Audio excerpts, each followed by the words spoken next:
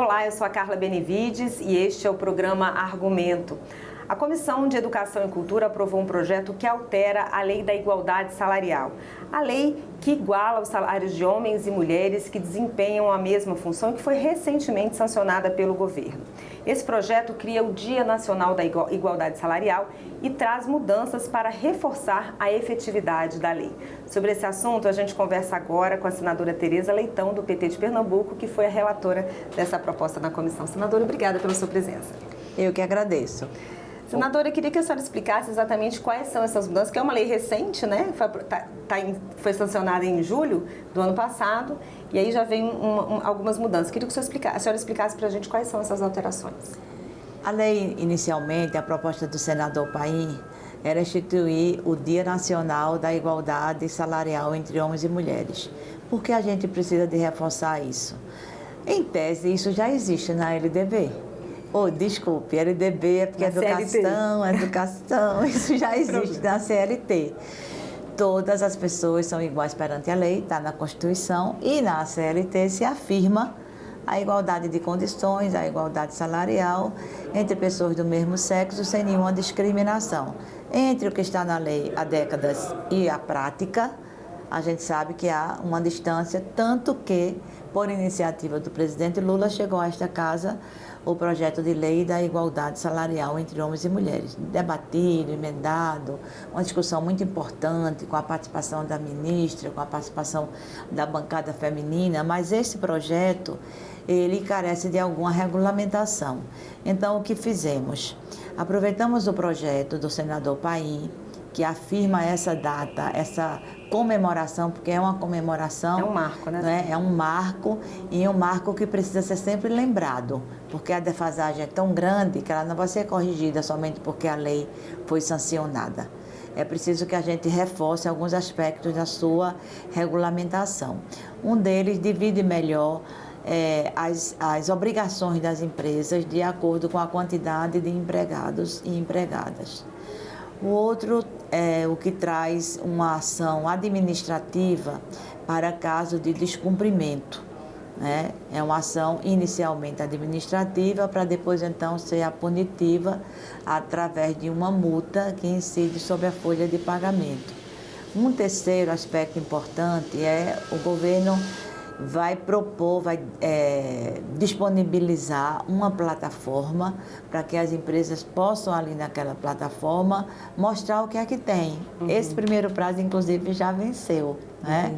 Que é o prazo de expor na plataforma do governo, que é o órgão também executivo, para que também o órgão fiscalizador possa atuar da situação da equiparação salarial entre homens e mulheres. Esta plataforma facilitará tanto o acesso pela transparência a qual ela se propõe, como também o controle e as correções. A lei em si, ela não é uma lei eminentemente punitiva, né?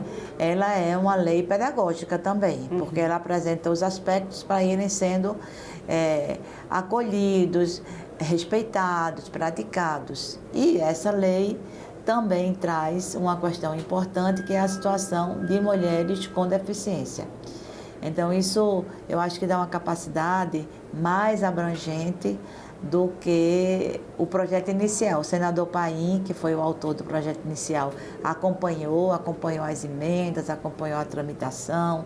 Nós acolhemos 2 emendas, rejeitamos uma, mas foi um debate muito importante, eu acho muito interessante e, evidentemente, ele não pode conflitar com a lei anterior, né? Na verdade, ele reforça a lei anterior.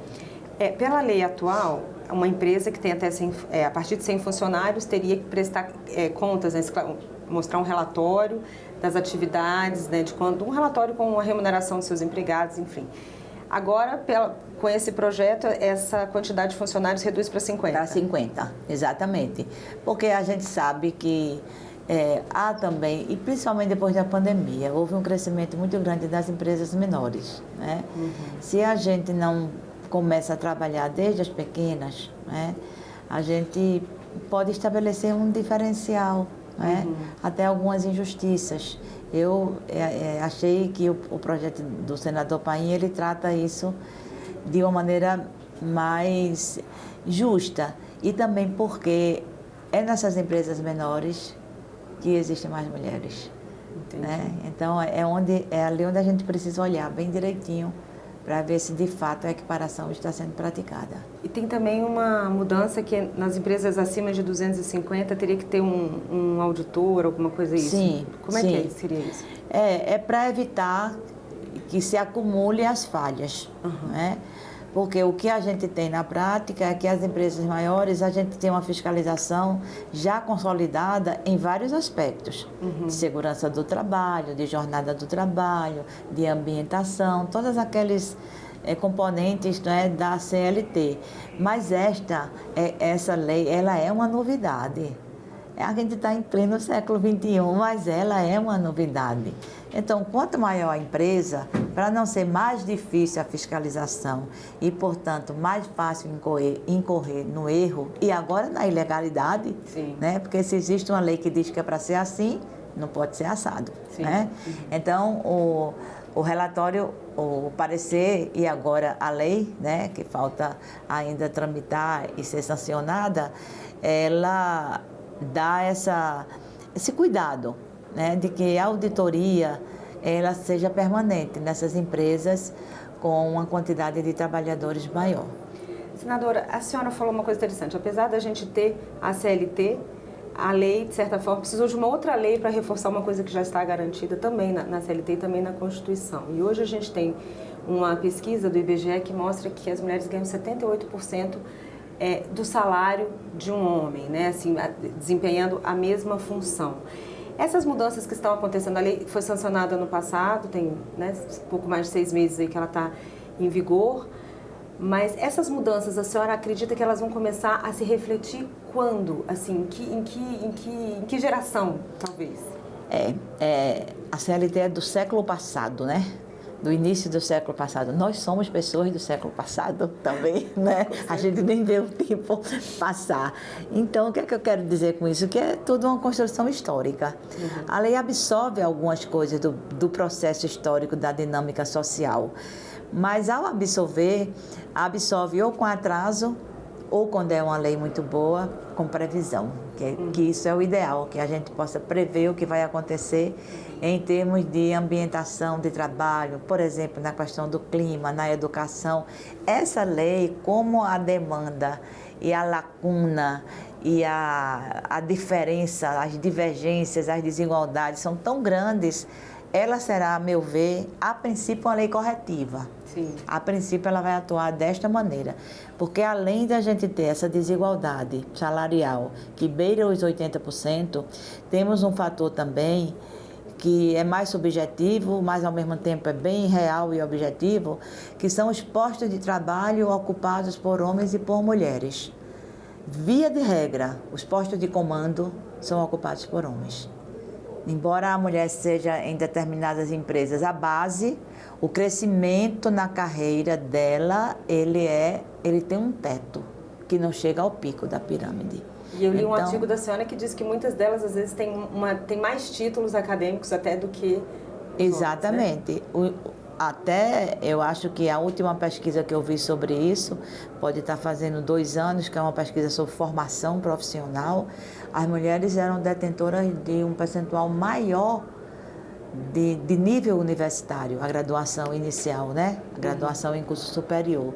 No entanto, na gestão pública, que é provida por concurso, às vezes isso acontece, né? Porque dentro da empresa, dentro do órgão público, o crescimento na carreira, ele tem os mesmos padrões para homens e mulheres, mas determinados cargos de mando, de comando, de coordenação, ainda hoje a maioria é ocupada por homens. E geralmente isso também, disto decorre também uma diferença salarial, porque esses cargos são melhor remunerados.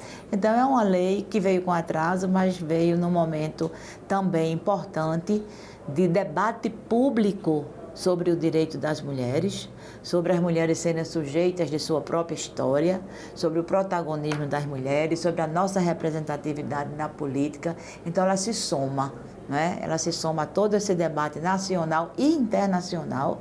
Tivemos recentemente a Assembleia, né, da ONU sobre isso, e vai aos poucos corrigir. Não esperemos que seja do dia para a noite, mas precisamos estar atentas aos mecanismos de fiscalização, aos mecanismos de correção, né? E aquilo que for necessário, como Senado Federal, como Casa Legislativa também, que aqui a gente faz a ressonância da sociedade. Os legislativos são a casa de ressonância dos anseios da sociedade, né? Que a gente possa trazer essa pauta sempre presente para que as suas filhas e as minhas netas tenham um ambiente melhor de trabalho, mais justo. Senadora, o dia então ficou marcado, o Dia, né, Nacional da Igualdade Salarial, ficou como dia 4 de julho, que foi o dia da sanção. O dia da sanção. De lá para cá já pôde ser percebida alguma alteração, alguma... Está muito no início, a gente sabe, tem muita regulamentação para acontecer, mas a cultura, a senhora acha que já começou a mudar ou ainda está? Olha, todo mundo já sabe que a lei existe. Isso já foi um ponto, né? Importante. Uhum. Ainda precisamos ver se o conhecimento e a divulgação está 100% conhecido. Mas o empresário, ele é geralmente, o empresário, a empresária, são pessoas bem informadas, não é? Como essa lei, ela foi fruto de muito debate e ela recolheu interesses de todos os segmentos, eu acredito que ela já é uma lei conhecida. Então, vai agora o processo de fiscalização. Como eu disse, ela não teve eficácia imediata. Uhum. A vigência ficou para depois de um período que agora venceu a primeira etapa. São graduadas, né, as etapas de implementação da lei. Eu espero que a primeira comemoração do Dia Nacional, que será este ano, no 4 de julho, a gente já tenha boas histórias para contar. A gente possa apresentar alguns dados, né, da eficácia dessa lei. Que não vamos nos iludir, não será no primeiro momento uma eficácia total, mas o primeiro passo foi dado como legislação. Então vamos tirar essa legislação do papel para no dia 4 de julho, a primeira comemoração do Dia Nacional da Igualdade Salarial entre homens e mulheres, a gente mostrar o que é que pode ser produzido nesse período. Vamos torcer por isso, né, senadora? Vamos torcer por isso. Obrigada pela sua presença mais uma vez aqui conosco, senadora. Eu que agradeço a você e a todos que nos acompanham. E eu agradeço a você também que nos assistiu. Se você quiser rever esse programa, é só entrar no nosso site senado.leg.br/tv ou acessar o nosso canal no YouTube. Obrigada pela sua companhia e até o próximo programa.